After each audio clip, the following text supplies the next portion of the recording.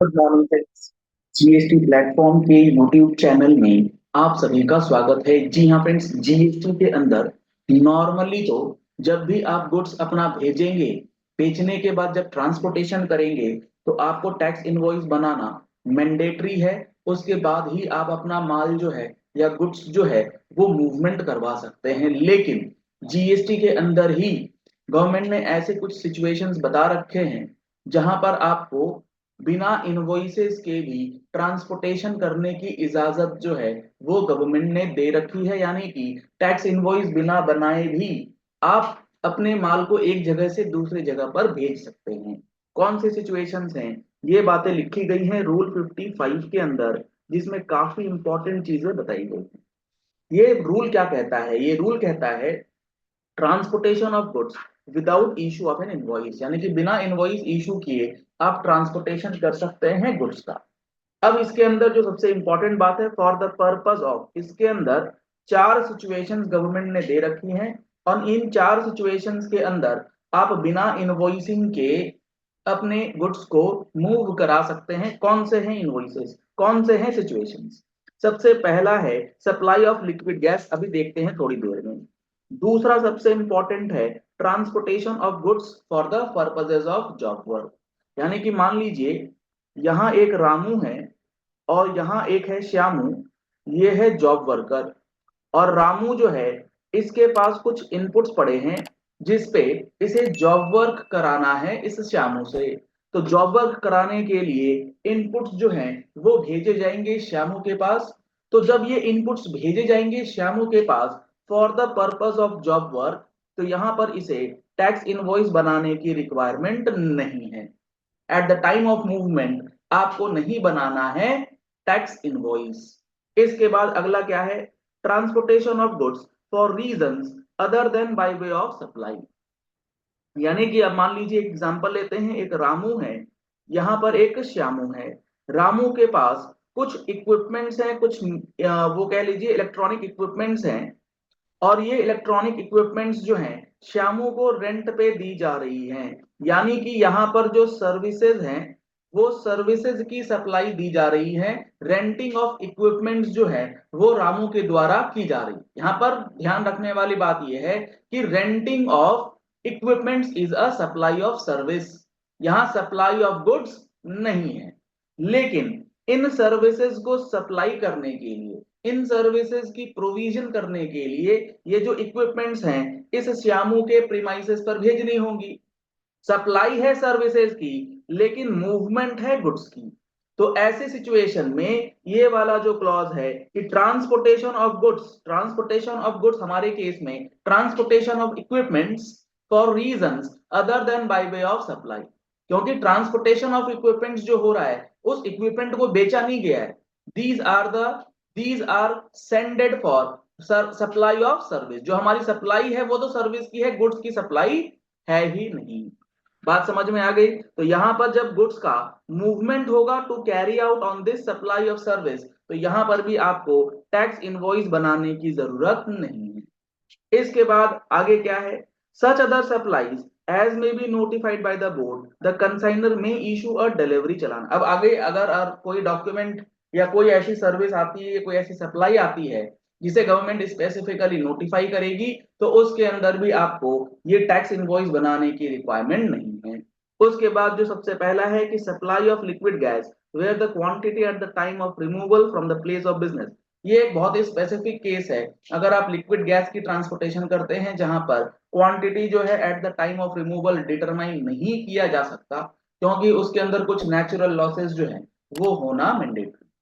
तो ये जो सिचुएशन है यहाँ पर आपको बिना इनवॉइस के गुड्स को मूव करने के लिए परमिट किया जाता है, और इसमें आपके ऊपर कोई पेनल्टी, कोई प्रोविजंस वायलेशंस के नहीं लगाए जा सकते। लेकिन ध्यान ये रखना है कि जब टैक्स इनवॉइस ना हो तो आप डिलीवरी चालान के साथ साथ ई वे बिल जो है इन ट्रांजैक्शंस के लिए बना दें, ताकि अगर during the course of movement गाड़ी आपकी डिटेन होती है, इंटरसेप्ट होती है, तो सेक्शन 129 में आप अपना intention of evasion of tax जो है वो नेगेटिवली प्रूफ कर पाए कि मैं चोरी करने की मंशा से ये मूवमेंट नहीं करा रहा, मेरे पास तो जो डॉक्यूमेंट्स लॉ कहता है, प्रोविजंस कहते हैं, उसके हिसाब से ही मूवमेंट हो रही। तो डिलीवरी चालान और ई वे बिल जो है वो आप यहाँ पर बना सकते हैं, क्योंकि इसका जो अगला रूल है, अगर आप दिखाऊं मैं आपको रूल 55 के अंदर, where the goods are being transported on a delivery challan, जहां पर टैक्स इनवॉइस के बदले in lieu of an invoice, जब आप डिलीवरी चालान के थ्रू भेज रहे हैं माल, तो the same shall be declared as specified in rule 138। तो उसका जो डेटा है, उसकी जो डिक्लेरेशन है, वो as per rule 138, as per rule 138 जो है, आपको अपने ई वे बिल का डेटा डिक्लेयर कर देना है। अब 138 किस चीज की बात करता है? ये बात करता है ई वे बिल। अब यहाँ पर एक सवाल ये आ सकता है कि ई वे बिल के जो प्रोविजंस हैं, वहां लिखी गई है बात कि 50,000 से ऊपर अगर होता है तो ही, 50,000 से ऊपर का अगर कंसाइनमेंट वैल्यू है, तभी जा करके आपको ई वे बिल निकालना है। लेकिन यहाँ एक इंपॉर्टेंट बात ध्यान में ये रखना है कि जो भी इक्विपमेंट्स आप रेंट पे भेज रहे हैं, एक प्रैक्टिकल अप्रोच भी अगर आप रखेंगे, तो जो इक्विपमेंट्स वगैरह आप भेजते हैं, उसकी कंसाइनमेंट वैल्यू अगर आप ये मानकर चल रहे हैं कि 50,000 से कम की है और ई वे बिल नहीं निकालते हैं, तो रास्ते में आपको परेशानी आ सकती है। For safer side, E way bill mandatory यहाँ पर निकाल लीजिए। हालांकि जॉब वर्क के लिए तो मैंडेटरी निकालना ही निकालना है, उसमें तो कोई इफ एंड बट है ही नहीं। सिर्फ और सिर्फ इसी में है कि भैया इक्विपमेंट्स जो गए हैं उसकी वैल्यू अगर 50,000 से कम है, किसकी वैल्यू? उस गुड्स की वैल्यू, सर्विस की नहीं, उस गुड्स की एक्चुअल मार्केट वैल्यू क्या है। अब कोई इक्विपमेंट अगर रेंट पे दिया जा रहा है, तो बट लॉजिकल है कि 50,000 रुपए से तो ऊपर हो ही सकता है। और एडिशनली एडिशनली एक चीज और मैं आपको बता दूं, जो अभी रूल 55A है, ये भी एक बार ध्यान से पढ़ लीजिए ताकि आपको ये बात समझ में आ जाए कि 50,000 वाली लिमिट ई वे बिल के लिए मत चेक कर लीजिएगा जब आप बिना इनवॉइस के माल मूव करते हैं। टैक्स इनवॉइस और bill of supply to accompany transport of goods. देखो यहाँ पर क्या लिखा है, the person in charge of the conveyance shall carry a copy of tax invoice or the bill of supply issued in accordance with the provisions of 46, 46A, 49 in case where such person is not required to carry an e-way bill। यानी कि rule 55A ये कह रहा है कि अगर आपको ई way bill निकालने की जरूरत नहीं है, अगर आपको ई वे बिल निकालने की जरूरत नहीं है, तो आपके पास टैक्स इनवॉइस होना चाहिए। तो आप इससे भी एक इंटरप्रिटेशन ये ले सकते हैं कि भैया अगर टैक्स इनवॉइस नहीं है तो एटलीस्ट ई वे बिल तो निकाल करके चलें। नहीं तो रूल 55A जो ये कह रहा है कि टैक्स इनवॉइस आपको निकालना ही होगा। अगर आप ई वे बिल नहीं निकाल रहे, तो आप दोनों जगह से छुटकारा नहीं पा सकते, टैक्स इनवॉइस भी नहीं बनाएंगे, ई वे बिल भी नहीं बनाएंगे, तो दिक्कत आपको आएगी, 100% आएगी। क्लियर होती है बात? तो रूल 55A, रूल 55(3) और 138 को जब साथ में पढ़ेंगे, तो इन ट्रांजैक्शंस के लिए आपको डिलीवरी चालान और ई वे बिल, ये दोनों डॉक्यूमेंट्स मैंडेटरीली निकालना है। बिना टैक्स इनवॉइस के आप अपना गुड्स को भेज सकते हैं। और कुछ समय के बाद, बेसिकली इसमें क्या है ना, टैक्स इनवॉइस का डेफरमेंट हो जाता है, बाद में आप बना सकते हैं इन को।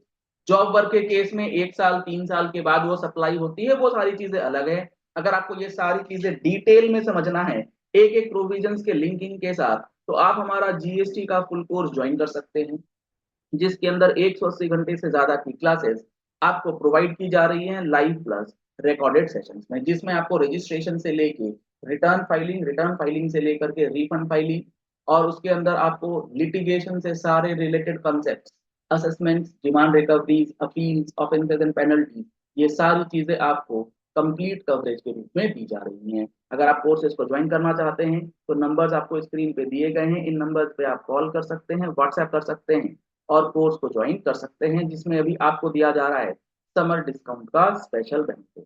तो आप डिस्काउंटेड ऑफर का अगर बेनिफिट लेना चाहते हैं, तो इन नंबर्स पे कॉल कर सकते हैं, व्हाट्सएप कर सकते हैं और अपने कोर्स को एनरोल करा सकते हैं। टैक्स मैगजीन की रिक्वायरमेंट है, तो आप मंथली टैक्स मैगजीन का सब्सक्रिप्शन ले सकते हैं, जिसमें आपको समर स्पेशल डिस्काउंट जो है 10% का उसमें भी मिलेगा।